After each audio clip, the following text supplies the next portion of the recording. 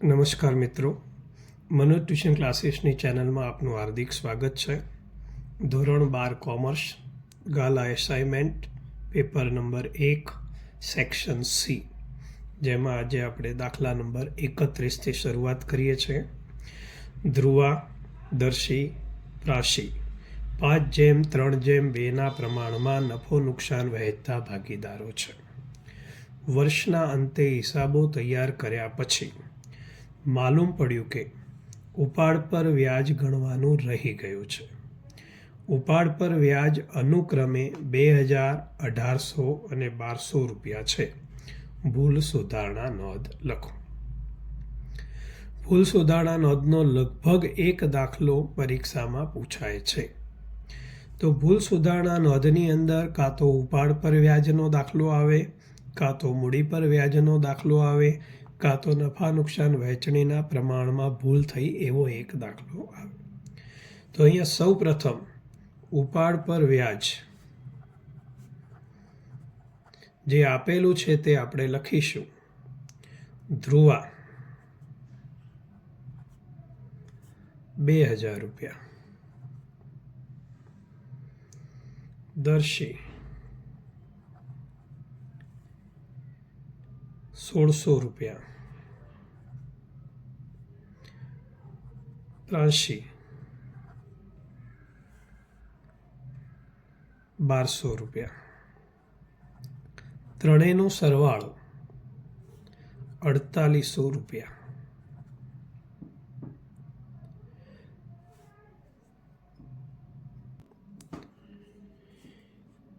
નફા નુકસાન વહેંચણીનું પ્રમાણ 5:3:2 છે. તો સમજવાનું અહીંયા એ છે કે ઉપાડ પર વ્યાજ ગણવાનું રહી ગયું છે, પરિણામે 4800 રૂપિયા નફામાં ફેર પડ્યો. તો આ જે નફામાં 4800 ફેર પડ્યો એ 4800 કયા પ્રમાણમાં વહેંચાશે? નફા નુકસાન વહેંચણીના પ્રમાણમાં. તો અહીંયા આપણે એક પત્રક બનાવીશું. વિગત: ધ્રુવા, દર્શી અને પ્રાશી. ઉપાડ પર વ્યાજ જે આપેલું છે પહેલા એ લખીશું. 2000, 1600, 1200. હવે આ ઉપાડ પર વ્યાજ કયા પ્રમાણમાં વહેંચીશું? નફા નુકસાનના પ્રમાણમાં, એટલે કે 5:3:2ના પ્રમાણમાં. તો 4800 રૂપિયા જે છે એને આપણે 5:3:2માં વહેંચીશું. તો દરેકના ભાગ્યા કેટલા કરીશું? 10. એટલે કે 4800 ગુણ્યા 5/10 એટલે ધ્રુવાના ભાગે 2400. 4800 ગુણ્યા 3/10 એટલે દર્શીના ભાગે 1440. અને 4800 ગુણ્યા 2/10 એટલે પ્રાશીના ભાગે 960. જેનો આપણે તફાવત શોધીશું. તો 400 રૂપિયા માઇનસ, 160 રૂપિયા પ્લસ અને 240 રૂપિયા પ્લસ. હવે અહીંયા ભૂલ ક્યાં થાય છે? આ જે બે લીટી લખી છે એ ઉપર નીચે લખો તો પણ ચાલે. યા તો વિદ્યાર્થી ઉપાડ પર વ્યાજ ઉપર રાખીને આની આમનો જ ગોખી કાઢે છે, પણ જ્યારે ઉપાડ પર વ્યાજની જગ્યાએ મૂડીનું વ્યાજ આવે તો પાછું ઉલટું કરવું પડે. તો જો આ ગોખણપટ્ટી ન કરવી હોય તો અહીંયા આપણે સમજવું પડે કે ઉપાડ પર વ્યાજ છે એ મૂડી ખાતામાં કઈ બાજુ આવે. આપણને સ્પષ્ટ ખ્યાલ છે કે ઉપાડ પર વ્યાજ નફા નુકસાન ફાળવણીમાં જમા થાય અને મૂડી ખાતામાં ઉધાર થાય. હવે ઉધાર બાજુ 2000 રૂપિયા લખવાનું હતું, જે લખવાનું રહી ગયું છે. એનો મતલબ કે આટલા રૂપિયા નફામાં અસર થઈને આટલા લખાઈ ગયા છે. શોર્ટમાં 2400 લખાઈ ગયા છે, લખવાના કેટલા હતા? 2000. તો 400 રૂપિયા વધારે લખાઈ ગયા છે. તો આ 400 રૂપિયા આપણે મૂડી ખાતે શું કરીશું? જમા. તો દર્શી અને પ્રાશીમાં ઉધાર કરીશું, કારણ કે બંનેમાં પ્લસ રકમ છે. અને ધ્રુવામાં આપણે શું કરીશું? જમા કરીશું. તો આમનો જ થશે આપણી દર્શીના મૂડી ખાતે ઉધાર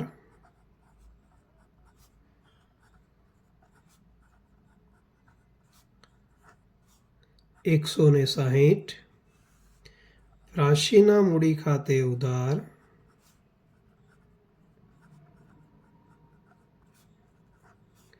₹240, તે ધ્રુવાના મૂડી ખાતે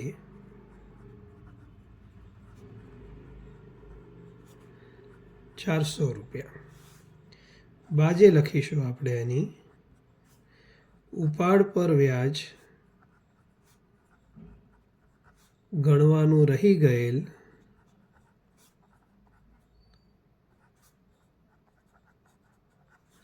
તેની ભૂલ સુધારણા નોંધ.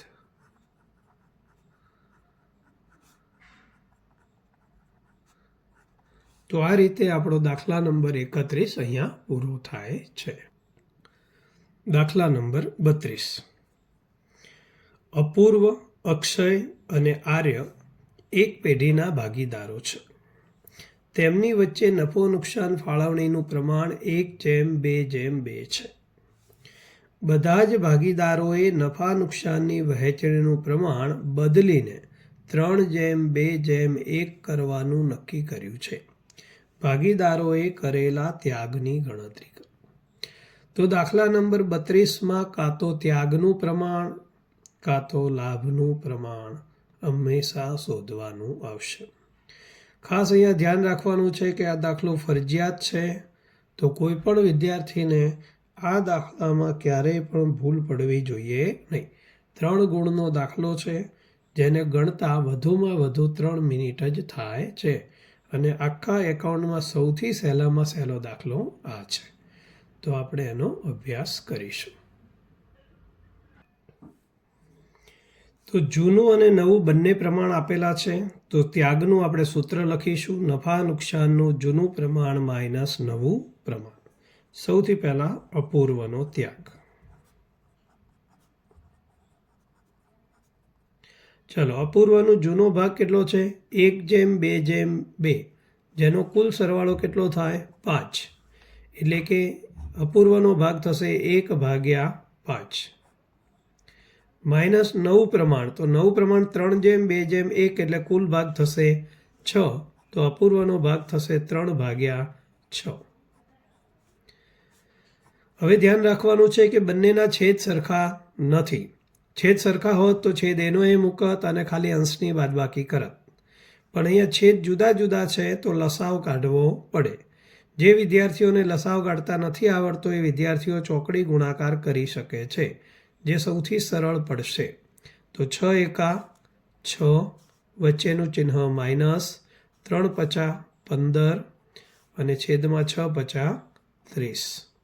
તો આ રીતે 6 - 15 એટલે કે 6 - 15 - 9 છેદમાં 30.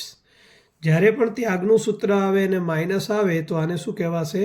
લાભ. ત્યાગના સૂત્રમાં માઇનસ આવે તો લાભ, લાભના સૂત્રમાં માઇનસ આવે તો ત્યાગ. અપૂર્વ પછી ગણીશું આપણે અક્ષય. અક્ષયનો ત્યાગ બરાબર.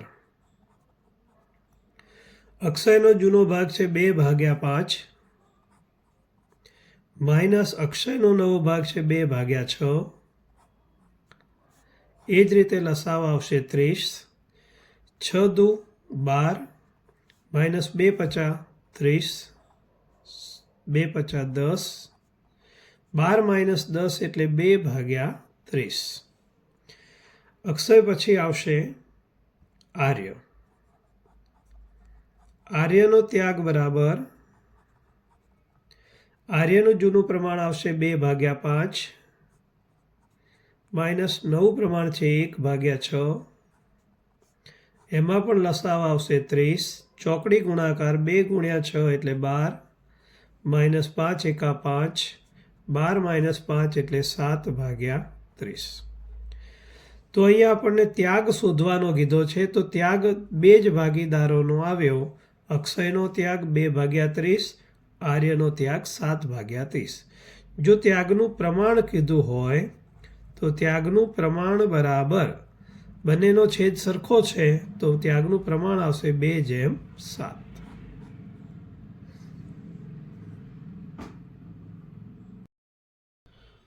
પ્રશ્ન 33. ભાગીદારી પેઢીનું વિસર્જન કરવા અદાલત કેવા સંજોગોમાં હુકમ કરી શકે છે તે સમજાવો.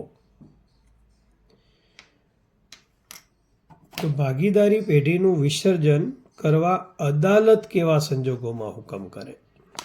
તો ભાગીદારી પેઢીનું વિસર્જન શું છે, જો એનો આખો પ્રશ્નને સમજી લઈએ તો એમાં બધા જ પ્રશ્નોના જવાબ આવી જશે.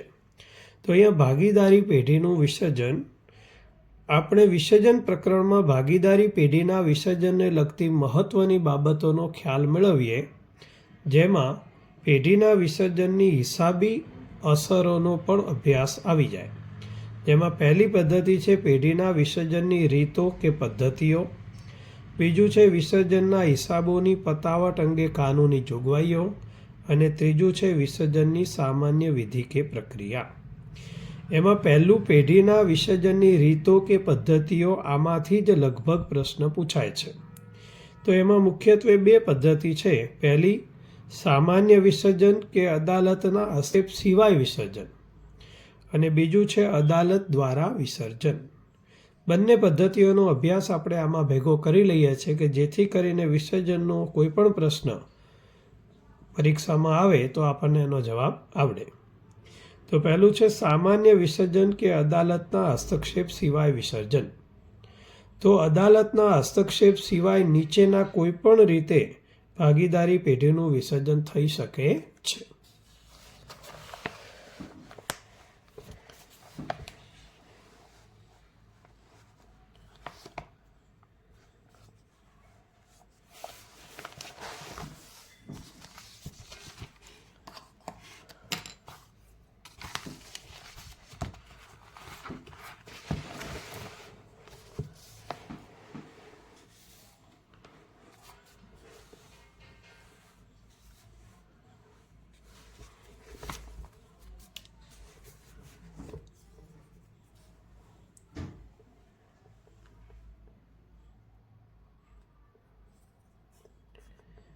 એક, સર્વસંમતિથી. જ્યારે બધા જ ભાગીદારો પેઢીનું વિસર્જન કરવા માટે સંમત થાય ત્યારે ભાગીદારી પેઢીનું વિસર્જન ગમે તે સમયે થઈ શકે તેને મરજિયાત વિસર્જન કહે છે. આ MCQમાં ટૂંકા પ્રશ્નોમાં પણ પ્રશ્ન પૂછાય છે કે ભાગીદારી પેઢીનું વિસર્જન કયા સંજોગોમાં થઈ શકે. તો બધા જ ભાગીદારો સંમત થાય ત્યારે. બીજું છે કરાર દ્વારા. ભાગીદારો વચ્ચે અગાઉથી નક્કી થયેલા કરારની શરતોને આધીન પણ ભાગીદારી પેઢીનું વિસર્જન થઈ શકે છે. ત્રીજું કાયદા દ્વારા વિસર્જન. નીચેના સંજોગોમાં પેઢીનું કાયદા દ્વારા ફરજિયાત વિસર્જન થાય છે. કાયદા દ્વારા વિસર્જન એટલે શું? તો 1, પેઢીના બધા ભાગીદારો અથવા એક સિવાયના બધા ભાગીદારો નાદાર થાય. તો કાયદામાં જોગવાઈ છે કે બધા નાદાર થાય તો પેઢીનું આપોઆપ વિસર્જન થાય. પેઢીનો ધંધો ચલાવવો ગેરલાયક બને ત્યારે પણ પેઢીનું વિસર્જન થાય. અત્યારે ગુજરાતમાં દારૂની બંધી છે, રાજસ્થાનમાં દારૂની છૂટ છે, પણ એક સમય એવો આવે કે રાજસ્થાનમાં દારૂ બંધી આવે તો એનો ધંધો ગેરકાયદેસર થાય તો એના ભાગીદારો હોય એની પેઢીનું શું થઈ જાય? વિસર્જન. ચોક્કસ ઘટનાના કારણે. જો ભાગીદારી પેઢી અમુક ચોક્કસ મુદત માટે જ હોય તો એ મુદત પૂરી થાય તો પણ પેઢીનું શું થઈ જશે? વિસર્જન. નોટિસ દ્વારા. બી, કોઈ ચોક્કસ હેતુ માટે પેઢી સ્થાપવામાં આવી હોય અને તે હેતુ પૂર્ણ થવાથી પણ પેઢીનું આપોઆપ વિસર્જન. એટલે કે ચોક્કસ હેતુ એટલે કોઈ એક પ્રોજેક્ટ લીધો હોય, પ્રોજેક્ટ પૂરો થઈ જાય તો પણ એનું આપોઆપ વિસર્જન થઈ જશે. નોટિસ દ્વારા. સ્વૈચ્છિક ભાગીદારીના સંજોગોમાં કોઈ પણ ભાગીદાર ભાગીદારી પેઢીનું વિસર્જન કરવાનો પોતાનો ઈરાદો જણાવતી લેખિત નોટિસ અન્ય ભાગીદારોને આપે છે. આ નોટિસમાં જણાવેલી તારીખથી અથવા નોટિસ મળે ત્યારથી તેમની વચ્ચે ભાગીદારીનો અંત આવે છે. આ રીતે પણ પેઢીનું વિસર્જન થાય છે. અને હવે આપણો જે મેઇન પ્રશ્ન છે કે અદાલત દ્વારા વિસર્જન. કોઈ પણ ભાગીદાર અદાલતને અરજી કરે તો નીચેના સંજોગોમાં અદાલત પેઢીનું વિસર્જન કરવાનો હુકમ કરી શકે છે. તો અદાલત કયા સંજોગોમાં હુકમ કરી શકે? તો 1, કોઈ ભાગીદાર અસ્થિર મગજનો થાય. 2, કોઈ ભાગીદાર પેઢીમાં પોતાની ફરજો બજાવવા માટે અશક્તિમાન બને. 3, કોઈ ભાગીદાર પેઢી કે પેઢીના ધંધાની હિત વિરુદ્ધનું વર્તન કરે.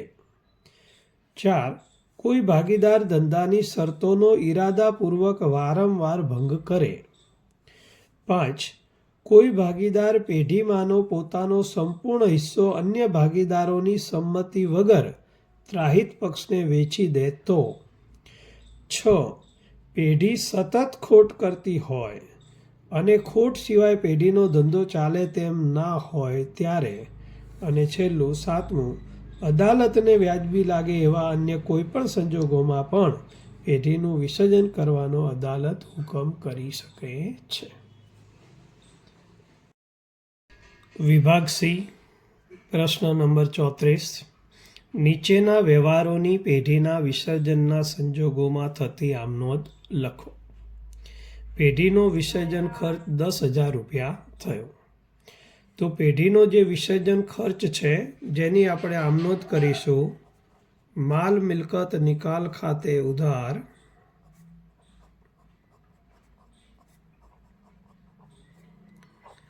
તે રોકડ ખાતે. માલ મિલકત નિકાલ ખાતે ઉધાર 10,000, રોકડ ખાતે જમા 10,000. બીજો વ્યવહાર છે, ભૂતકાળમાં માંડી વાળેલ ગાલખાદ રૂપિયા 12,000 પૈકી રૂપિયા 8,000 રૂપિયા પરત મળ્યા. તો અહીંયા રોકડ આવે છે, તો આની આમનોંધ આપણે કરીશું. રોકડ ખાતે ઉધાર 8,000 તે માલ મિલકત નિકાલ ખાતે જમા 8,000. અને ત્રીજો વ્યવહાર છે, એક પેઢીના ચોપડે પાઘડી દર્શાવેલી નથી. તો જૂની પાઘડી દર્શાવેલી નથી તો એની આમનોંધ નહીં થાય, પરંતુ વિસર્જનના સમયે તેના વેચાણના 40,000 રૂપિયા ઉપજ્યા. તો 40,000 રૂપિયા રોકડ આવી તો આની આમનોંધ પણ થશે. રોકડ ખાતે ઉધાર 40,000 તે માલ મિલકત નિકાલ ખાતે 40,000.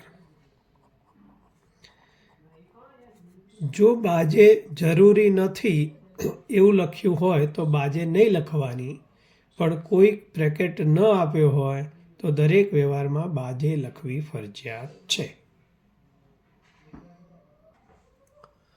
પ્રશ્ન 35. નવ્યા લિમિટેડે તારીખ 1/4/17ના રોજ રૂપિયા 100ના એક એવા 11% 6,000 ડિબેન્ચર 5% વટાવે બહાર પાડ્યા. 6 વર્ષ બાદ 31/3/23ના રોજ બધા ડિબેન્ચર પરના નાણાં 10% પ્રીમિયમથી પરત કરવાના છે. કંપનીના ચોપડે જરૂરી આમનોંધ લખો બાજે વગર. તો અહીંયા બાજે વગર કીધું છે તો આપણે આમાં બાજે લખવાની નથી. તો 35 નંબરમાં આમનોંધ નંબર 1, ડિબેન્ચર અરજીના નાણાં મળે ત્યારે. તો તારીખ 1/4/17 આમનોંધ થશે બેંક ખાતે ઉધાર તે ડિબેન્ચર અરજી ખાતે.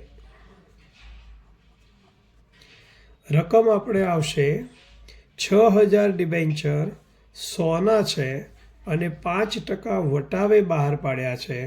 એનો મતલબ એ થયો કે 100 - 5 આપણને કેટલા રૂપિયા મળશે? 95.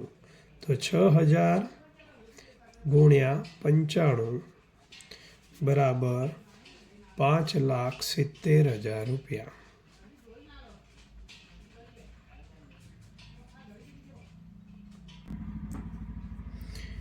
નોંધ નંબર 2, તારીખ 1/4/17 રોજ જ બીજી નોંધ થશે.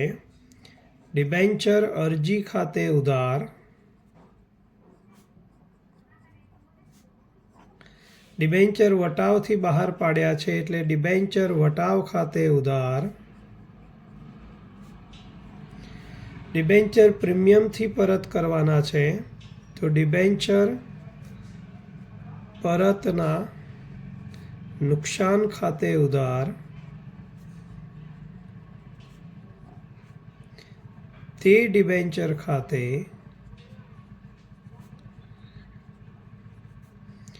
તે ડિબેન્ચર પરત પ્રીમિયમ ખાતે. ફરી એકવાર આપણે રકમ ઉપર ધ્યાન આપીએ તો ડિબેન્ચર 6,000 બહાર પાડ્યા છે. દરેક રૂપિયા 100નો છે. 5% વટાવથી છે એટલે આપણે 5% બાદ કરીને 95 રૂપિયા બેંક ખાતે લખ્યા હતા. પણ 6 વર્ષ બાદ આપણે 10% પ્રીમિયમથી પરત કરવાના છે. એ સંખ્યા યાદ રાખવાની ડિબેન્ચરની 6,000. તો હવે જ્યારે આપણે બીજી આમનોંધ લખી રહ્યા છીએ ત્યારે ડિબેન્ચર અરજી ખાતે ઉધાર જે પહેલી નોંધમાં જમા કર્યા હતા તે જ 6,000 ગુણ્યા 95 5,70,000 રૂપિયા. ડિબેન્ચર વટાવ 5% છે એટલે 6,000 ગુણ્યા 5 30,000 રૂપિયા. ડિબેન્ચર પરતના નુકસાન ખાતે ઉધાર જે પ્રીમિયમ પાછું આપવાનું છે 6,000 ગુણ્યા 10 એટલે 60,000 રૂપિયા. અને જમા બાજુ આપણે તે ડિબેન્ચર ખાતે 6,000 ગુણ્યા 100 6 લાખ પૂરા. ડિબેન્ચર પરત પ્રીમિયમમાં પ્રીમિયમની રકમ 6,000 ગુણ્યા 10 60,000 રૂપિયા. તો ધ્યાન આપણે એ રાખવાનું છે કે ઉધાર બાજુનો સરવાળો અને જમા બાજુનો સરવાળો હંમેશા સરખો થવો જોઈએ. હવે આ ડિબેન્ચર આપણે 6 વર્ષ પછી પરત કરી રહ્યા છીએ. તો આમનોંધ નંબર 3 1/4/17 આપણે 6 વર્ષ ઉમેરીએ તો પહેલી તારીખ પહેલું વર્ષ પૂરું થશે આપણું 31/3/18, બીજું 19, ત્રીજું 20, ચોથું 21, પાંચમું 22 અને છઠ્ઠું 31/3/23. તો 31/3/23ના રોજ આપણે આ નાણાં પરત કરી રહ્યા છીએ. તો આમનોંધ નંબર 2માં જે આપણે 2 એન્ટ્રી જમા કરી ડિબેન્ચર ખાતે અને તે ડિબેન્ચર પરત પ્રીમિયમ એ બંનેને આપણે આમાં ઉધાર કરીશું. તો ડિબેન્ચર ખાતે ઉધાર 6 લાખ રૂપિયા, ડિબેન્ચર પરત પ્રીમિયમ ખાતે ઉધાર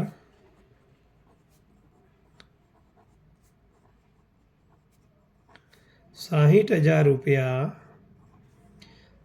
તે ડિબેન્ચર હોલ્ડર ખાતે 6,60,000 રૂપિયા. અને છેલ્લી અને ચોથી નોંધ આમાં થશે. હવે ડિબેન્ચર હોલ્ડરને આપણે નાણાં પરત કરી રહ્યા છીએ. તારીખ એ જ આવશે 31/3/23. ઉપરની નોંધમાં જે જમા કર્યા એને આપણે આમાં ઉધાર કરીશું.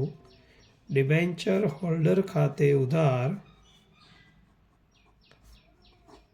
6,60,000, તે બેંક ખાતે 6,60,000. વિદ્યાર્થીઓને વિનંતી છે કે આમાં લીટીઓ દોરીને દાખલો ગણવો જેથી આંકડા નીચે આંકડો આવી શકે અને સાહેબને જોવામાં પણ સરળતા થાય. પ્રશ્ન નંબર 36. શેર અને ડિબેન્ચરનો તફાવત. તફાવતના મુદ્દામાં નંબર 1 મૂડીનો પ્રકાર. શેર. શેર એ માલિકી હક દર્શાવતી મૂડી છે. તેને માલિકીપણાની જામીનગીરી કહેવાય છે. શેર હોલ્ડર કંપનીનો માલિક પણ ગણાય છે. જ્યારે ડિબેન્ચર એ ઉછીની લીધેલી મૂડી છે. તેને લેણદારોની જામીનગીરી કહેવાય છે. ડિબેન્ચર હોલ્ડર એ કંપનીનો લેણદાર કહેવાય છે. વળતરની ખાતરી. શેરમાં કંપની જો નફો ના કરે તો શેર હોલ્ડરને કોઈ જ વળતર મળશે નહીં. જો કંપની નફો કરે અને સંચાલકો ડિવિડન્ડ જાહેર કરે તો જ શેર હોલ્ડરને વળતર મળે છે. આમ વળતરની કોઈ ચોક્કસ ખાતરી હોતી નથી. જ્યારે ડિબેન્ચરમાં કંપની નફો કરે કે ખોટ કરે, ડિબેન્ચર હોલ્ડરને ડિબેન્ચર બહાર પાડતી વખતે નક્કી કરેલી શરત મુજબ નિશ્ચિત વ્યાજ ચૂકવવું પડે છે. ગીરો કે બોજ. શેર એ માલિકીપણાની જામીનગીરી હોવાથી તેના માટે કંપનીની મિલકતો ગીરવે મૂકવાની જરૂરી નથી. ડિબેન્ચર એ લેણદારોની જામીનગીરી હોવાથી તેના માટે કંપની દ્વારા સામાન્ય રીતે તેની સામે કંપનીની મિલકતો પર સ્થિર કે તરતો બોજ ઊભો કરવામાં. 4. અધિકાર. શેર હોલ્ડરને કંપનીના વહીવટી કામકાજમાં ભાગ લેવાનો તેમજ મતદાન કરવાનો અધિકાર મળે છે, કારણ કે શેર હોલ્ડર કંપનીના સાચા માલિક છે. જ્યારે ડિબેન્ચર હોલ્ડરને કંપનીના વહીવટી કામકાજમાં ભાગ લેવાનો કે મતદાન કરવાનો કોઈ જ અધિકાર મળતો નથી. વટાવથી બહાર પાડવા અંગેના નિયમન. સ્વેટ ઇક્વિટી શેર સિવાય શેર વટાવથી બહાર પાડી શકાતા નથી. ડિબેન્ચર વટાવથી બહાર પાડી શકાય છે. રૂપાંતરિત. ડિબેન્ચરમાં રૂપાંતર કરી શકાય તેવા શેર બહાર પાડવામાં આવતા નથી. જ્યારે ડિબેન્ચરનું શેરમાં રૂપાંતર કરી શકાય છે તેવા ડિબેન્ચર બહાર પાડી શકાય છે. પરત કરવા અંગે. શેરના નાણાં કંપનીએ પોતાના જીવનકાળ દરમિયાન પરત કરવાના હોતા નથી. જ્યારે સામાન્ય સંજોગોમાં ડિબેન્ચરના નાણાં કંપની નક્કી કરેલી મુદતમાં પરત કરે છે. વિસર્જન સમયે. કંપનીના વિસર્જન સમયે શેર હોલ્ડરને બધા દેવા ચૂકવ્યા બાદ રકમ વધે તો જ ચૂકવવામાં આવે છે. જ્યારે કંપનીના વિસર્જન સમયે ડિબેન્ચર હોલ્ડરને શેર હોલ્ડર કરતાં પહેલાં રકમ ચૂકવવામાં આવે છે.